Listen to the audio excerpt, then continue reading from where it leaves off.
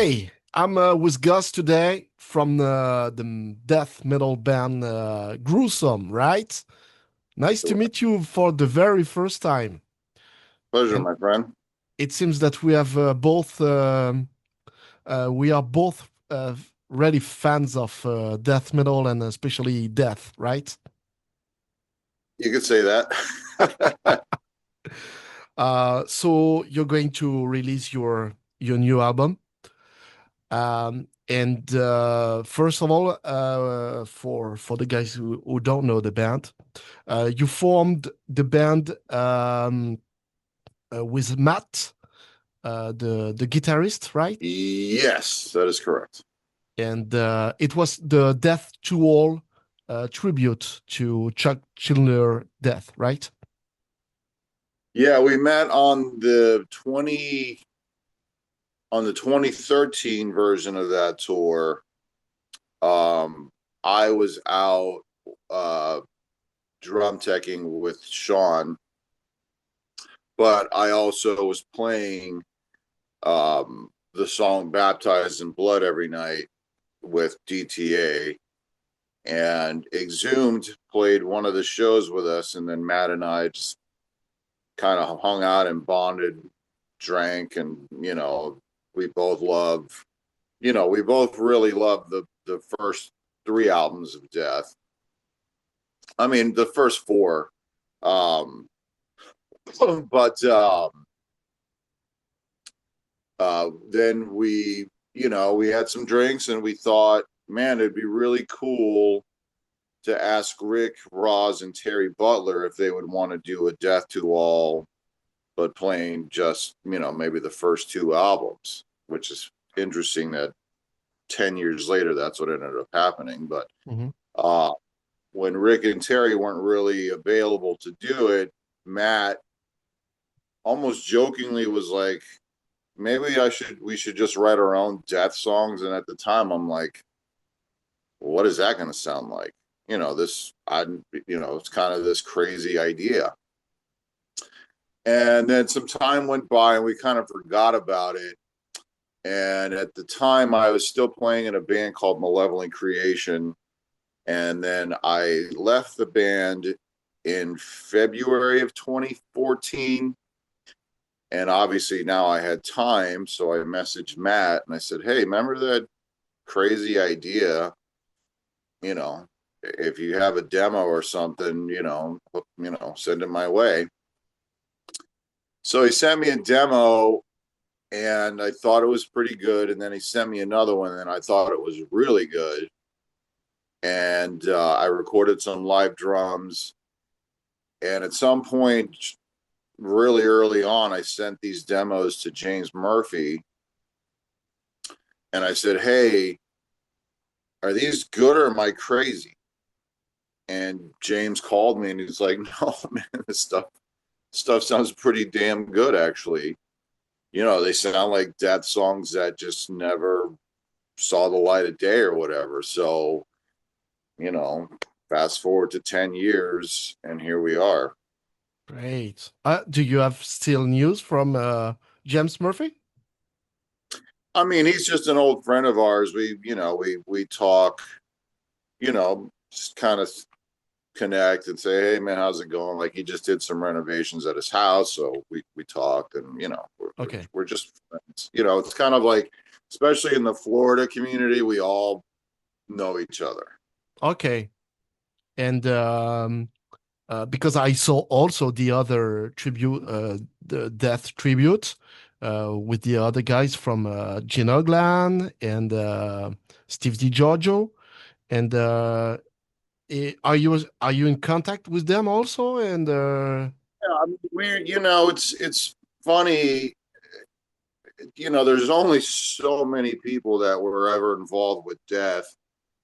And, it's kind of like the Gene Hoglan DTA, we kind of look at as we joke amongst ourselves and Left to Die that we're the blue collar version of death. So, we tend to play the smaller venues and which I kind of like. We played last Friday in the Milwaukee Metal Fest. Yeah. But for instance, Death to All played it last year, and they played the bigger room. We headlined the small venue, and it just, I got to tell you, it just feels more. If you would have seen Death in 1988 with Rick Ross and Terry Butler, that's how you would have seen him. You would have seen him in a small club. But man, there's just an energy that's there in these smaller, intimate venues that I love, man. I just think it feels really old school and legit. So, but to go to your question, yeah, I mean, we all know each other. Everything's cool. Gene has said some things recently that I thought were a little strange, but I saw Steve recently. Steve's an old friend of mine. Bobby's a friend. Max is one of the nicest human beings in the world. I mean, even Gene's a super nice guy. But I think maybe for him, there's maybe a little bit of competition that we don't Hmm. see. And it's funny that you played in a small venue or a small room because I saw Death in 1998 in a very small venue in Paris, and Wow. it was really sweaty, blood, sweat, and tears. And it was, of course, this was my only Death show. So, and plus, it's one of my favorite band ever. So it was, yeah, a really great memory. Yeah, I mean, I just like another little short story is we were on tour recently in Australia, and one of the shows got canceled because of a hurricane. And we were in Sydney. And so the promoter ended up booking a show, and he's like, "Hey, I found a venue. It only holds like 150, maybe 180 people. There's a stage, there's a PA. You guys want to play a show?" So we ended up doing this free show, and we ended up playing only Scream Bloody Gore songs. So here we were in this tiny little club, and I mean, it was packed. And we just ripped through Scream Bloody Gore, and for me, it was my favorite show of the tour, just because it was just so like, it was just death metal. It was just death metal. It was just this amazing thing, and I just, I still love that stuff. So you're talking about the early work of Chuck with Death, but it seems that this time for this new album called Silent Echoes, you got in mind the Human album from Yeah, Death, um, with, of course, on drums Sean Reinert, who was one of your closest friends. correct. And so you had to record or he had to produce or supervise your recording right at the time. So to give it context, when the first Gruesome record came out, really nobody knew if anybody was going to like get it or understand what we were doing. Thankfully, people did, and the record did well. And then we were facing the challenge of what do we do now? And Matt Harvey once again suggested that we just start doing each album at a time. So we kind of went backwards and did Dimensions of Horrors, like Scream Bloody Gore, Twisted Prayers. It's kind of like spiritual healing. So we knew 10 years ago that Human was on the horizon. And, you know, to me, that's like one of the, if for me personally, it's the biggest mountain that I would have had to have climbed, because I just view Sean as one of the, if and for me, he's the best that ever did it. Um, Nobody plays like Sean, including me. So, I called Sean in November of 2019 and I was like, dude, I'm terrified. Like, I got to make this record that's supposed to sound like you, and I can't do that.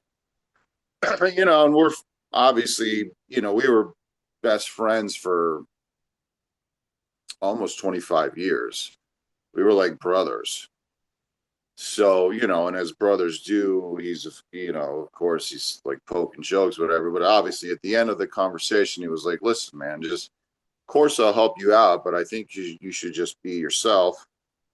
Don't try to do some, just do it, do what you do. And he was going to help us. He was basically going to be the producer on the record. But of course, he passed away in January of 2020. So the passing, uh, it devastated me. Like in one flash of a second, I lost like a brother and also my biggest musical hero. So I actually didn't even want to play drums anymore.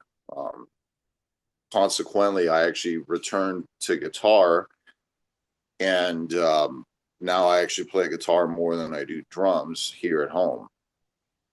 Um, but the years go by, and I think at some point last year, I thought, you know, I felt that it was time that I in particular, kind of write this love letter to my best friend, because I feel like I owe my career to him. I mean, Gruesome exists because of Sean.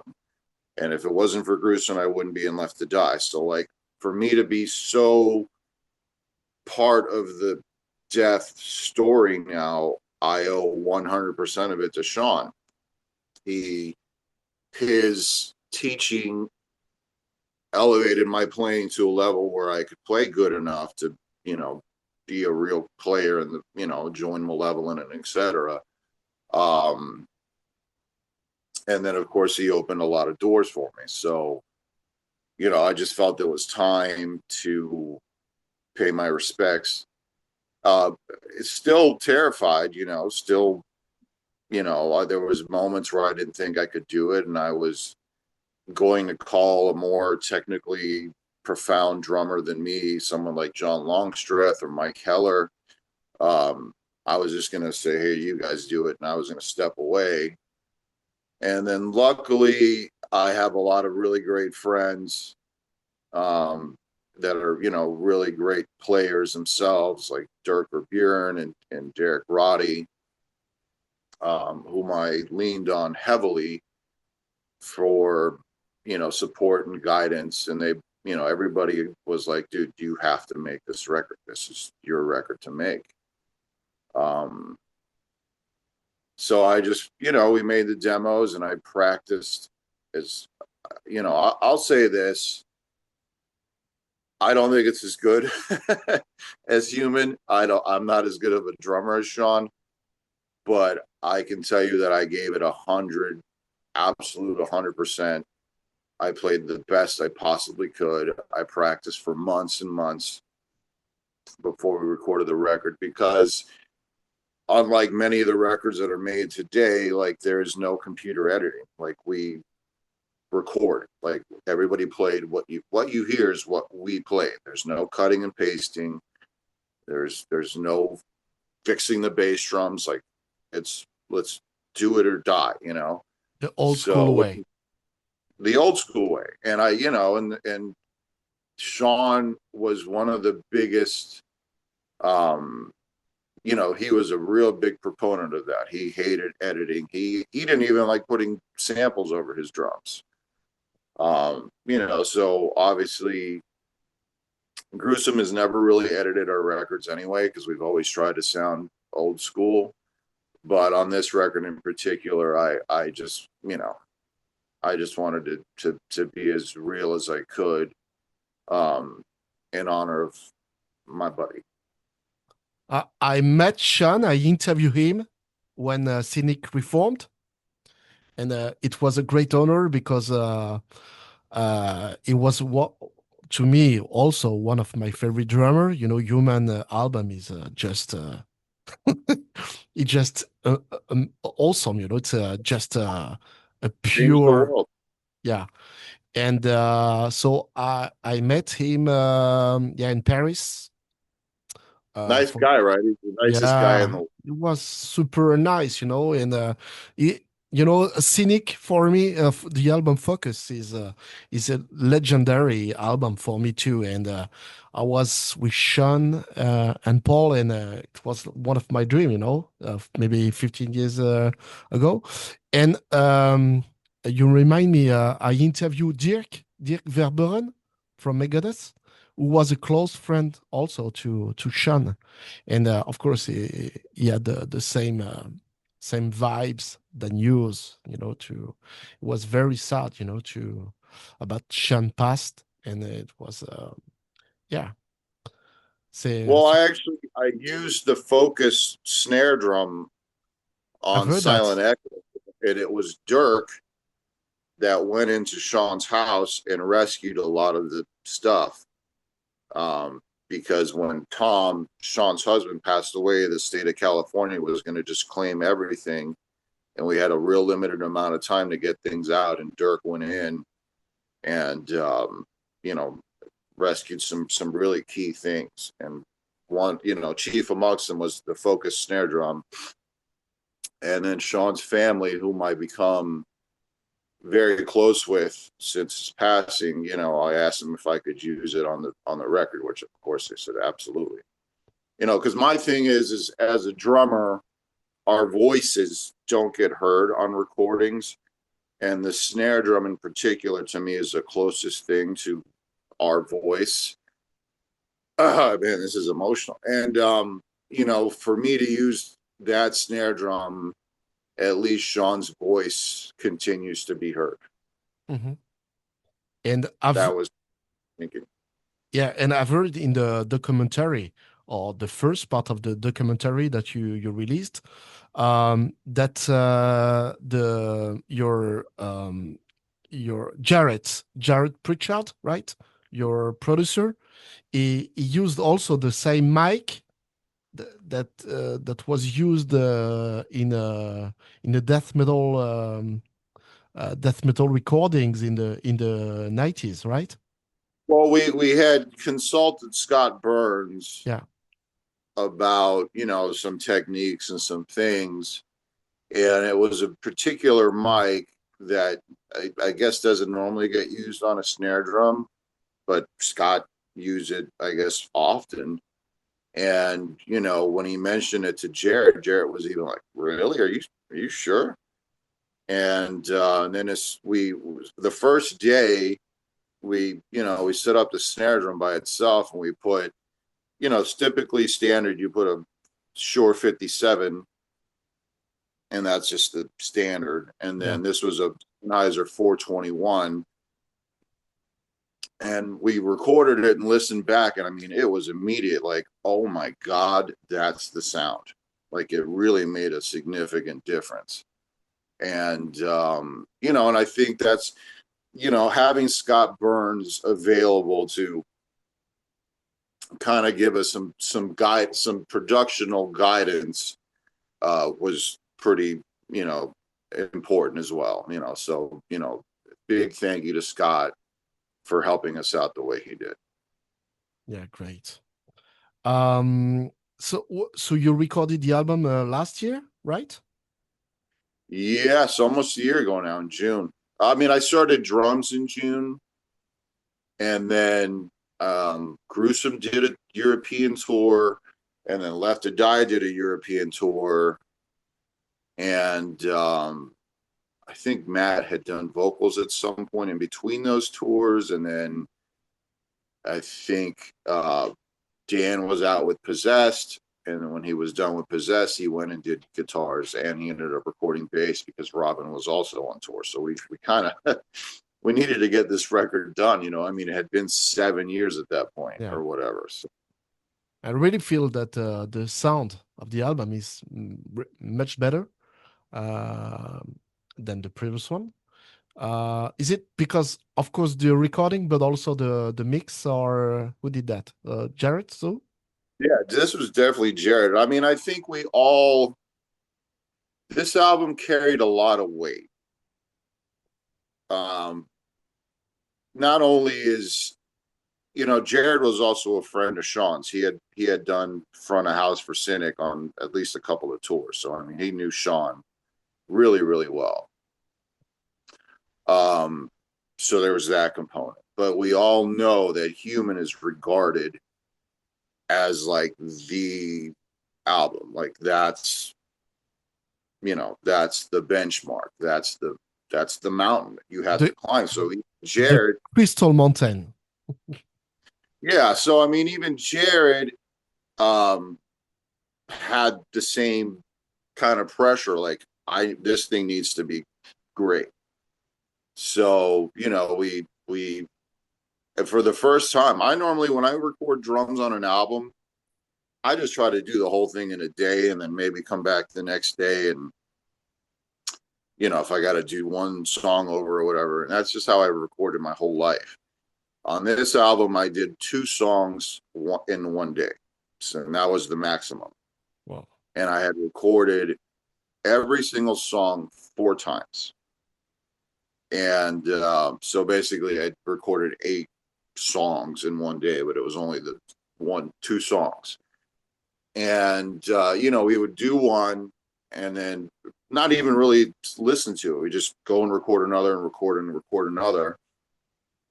And, and I think the idea was, we'll make out of the 4, there's going to be a perfect one. And then I didn't want that. And I just said, if it was the first one or sometimes it was the third, whatever it was, I said, I want to use, at least 90% of one entire take. And then all we ended up doing was Jared would be like, hey, I really like this drum fill on this one. Can I just fly that into here? So we did a little bit of that, but the majority of the body of the song was all one performance. And which Human was a lot like that too. A lot of the songs on Human were just one take performances.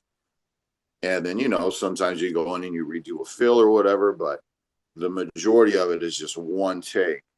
So, we all everybody took a lot of, took our time because everybody knew what this was. And not only that, if it wasn't good enough, it would have, for me, signaled the end of the band. It would have been the moment where everybody went, okay, well, Gruesome was cool, but they obviously they hit a wall and they can't go any further. And while I still I still don't feel the drums are as good, I feel like and I got to tell you, I sent the record, or at least a few songs, to Dirk. I sent a few songs to Derek Roddy. I sent this to the drummers that I know and I trust, and I said, tell me the fucking truth. Is this shit good enough? And, everybody was like, dude, it makes me feel like I'm listening to Human. And Hmm. I was like, okay, that's as long as the feeling is there. And to me, I feel like I just kind of got away with it. I mean, I will say, I sat behind Sean and watched him play all of Human live for weeks and weeks on end on tour. I sat behind him and watched him play all of Focus live on tour. I probably have watched Sean play drums more than maybe anybody or any other drummer. So I know, and not only that, he was my teacher. His movements are part of me. Like he lives in me. Um, so all I did was just not hold it back. I just let it all out. And, and honestly, that has been incredibly hard to do because it just, playing drums would just make me sad after he passed away. Um, and it still does, but now I feel like I'm honoring him when I play, which took a long time to get there, Yeah. So the sadness will always be there. I'll always miss him. But it's been nice. Like people, especially through all this, have learned that he and I were so close. So, people want to talk to me about him on tour. People want to know about him as a person. Because I say this to everybody, like as great of a drummer as Sean Reinert was, he was even better of a person. Like the drummer eventually became secondary, and we were just, I would call him when I was upset about something, or he'd call me when he was upset about something. We were just, we were like siblings. Um, he was just such an amazing person, and he inspired so many people. So for me to be, his ambassador or whatever now, like, what an honor. Yeah. I would say that his way of drumming, it was, as you listen, when you listen to the human death, it's it's brutal, but at the same time it's very smooth. It's very, it's really unique way of drumming, right? I mean, nobody plays like him. Nobody plays. Honestly, I'll tell you this: the only person that I've ever seen play the human stuff where I felt like, okay, wow, that's close, is Dirk. Because when Gene plays the human stuff, he plays it like Gene. So it's kind of feels like individual thought patterns ish. When Dirk played that stuff, man, it felt like Sean, and it even made me emotional to hear those songs because he plays them so close. To me, Dirk's the best drummer in the world right now. You know that I know Dirk for more than 30 years. I saw him He's the right. So he's the nicest human being for that sure. ever walked the earth. I saw him playing on a small boat in Paris with his first band Scarf. And I know he's a huge drummer of death metal, especially, I would say, Morbid Angel, right? Maybe Yeah. more than death. But yeah, Dirk is super nice. He's like a big grindcore guy. Actually, coincident like this band, this Kill Division, Yeah. is it's Dirk does that with me. It's just grindcore. Like people don't know that dude can blast like no one's business. I mean, he is a grindcore guy. Yeah. Super fan of Napalm Death also. Oh man, they Terrorizer. We just love all that stuff. So I was wondering about the artwork and the lyrics. Are they closed, or are they, especially the lyrics, are they close to the human stuff also? Yeah, I've done some joint interviews with Matt, so I know his answers. Basically, obviously, Death and Gruesome originally is like horror movie, gore, blah blah blah, and then on Spiritual Healing, much like Twisted Prayers, the lyrics moved into the atrocities of the world, like the 6 o'clock news or whatever, like the world's a shitty place. And in Human, much like Silent Echoes, it became, about the human condition, about things that happen to us emotionally, things in the mind, things, physical things. So it becomes more about humans than about news, which, it's obviously still focuses on the dark side of things. Hmm. Uh, there's no love songs, but, the topics are very much about real human emotion and real human condition things. And then the cover art, obviously, we knew, everything we do at Gruesome is incredibly intentional. The logo, the layout, the fonts we use for the layouts, like everything, we want to recreate the experience of, when you, like, I will never forget coming home with Death Human on cassette. And I was surprised at the logo and I was surprised at the album cover. And it just sort of set you up. This is back then. There was no singles release. There was no, you had no idea what you were going to get. And that excitement and that feeling, like that's kind of what Gruesome tries to recreate. So obviously with the album cover, we knew we were going to go with something that gave you that feeling, and obviously that we cleaned up the logo. There's no more drippy blood. It just kind of, Chuck, I think he matured as a person, and that obviously translated to his music. So, I guess that's what we're trying to do the same thing. As I interview also Gene Oglan when he was at that time in Strapping Young Lad, he told me, yeah, that Chuck was sometimes hard to perceive, as a person. It was sometimes, yeah.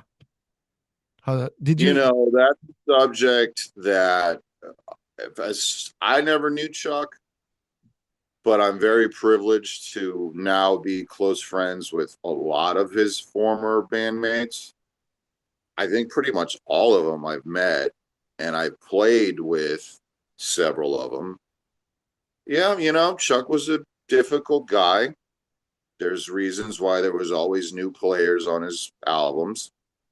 Um, and I think, especially because he's passed away and, his music is now really like transcended. He's become this mythical, being.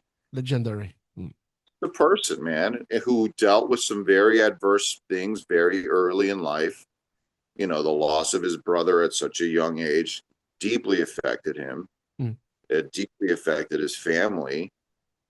And he developed some difficult mannerisms that, many of us have. And, at the end of the day, I don't like to focus on those things. And just really kind of let the music do the talking. But I know that there's a book being written right now by David Gelke, who wrote the Scott Burns book.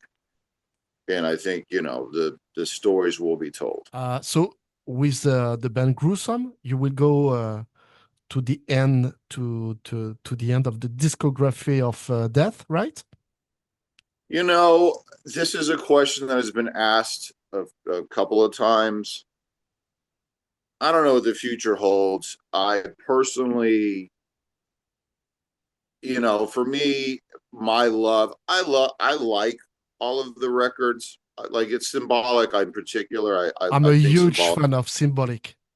Yeah. I think Symbolic is almost a perfect, like just death metal album. It's just such a great record. So I don't know. I mean, I think that would be fun. But I gotta be honest, like part of me, even as a fan, if it gets to that point, I don't know. I might even call Gene and be like, "Hey, dude, would you want to do this?" Just because that guy's still here. So I don't know what the future holds. I guess I can kind of say, we're gonna record some stuff with Left to Die. Um, you know, for right now, I'm just sort of, and you never know what the future holds, but for now, I'm just trying to live in the moment. And, I look forward to the challenge of playing these current Gruesome songs live. Where? Because, yeah, they're going to be challenging to play live for sure. Where will you play? And I know we haven't announced yet, but we're doing an East Coast American tour in, I think, August, and I think we'll go do the West Coast in November. And then we just signed with Route One Napalm events in Europe. So I'm sure we'll be doing plenty of stuff in Europe next year. Um, you know, so there's going to be, a base, South America, Australia, like it'll be a world tour. So, at Great. least the next few years of Gruesome will be just touring this record, and then we'll see what happens after that. I mean, I'll be 50 years old at that point. That's we'll see what happens. Great. Thank you, Gus, for this very emotional interview. Thank you for talking with me, man. I appreciate it.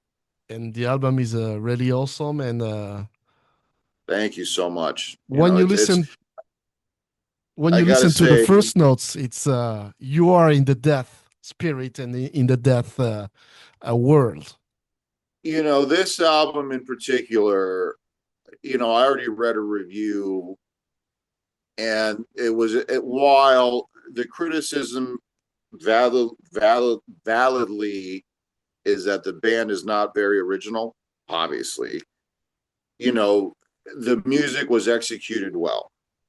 And at least I would like for people to, uh, you know, when they listen to this album, to at least know that everybody, the performances, the music, it all came from here. Like it's genuine.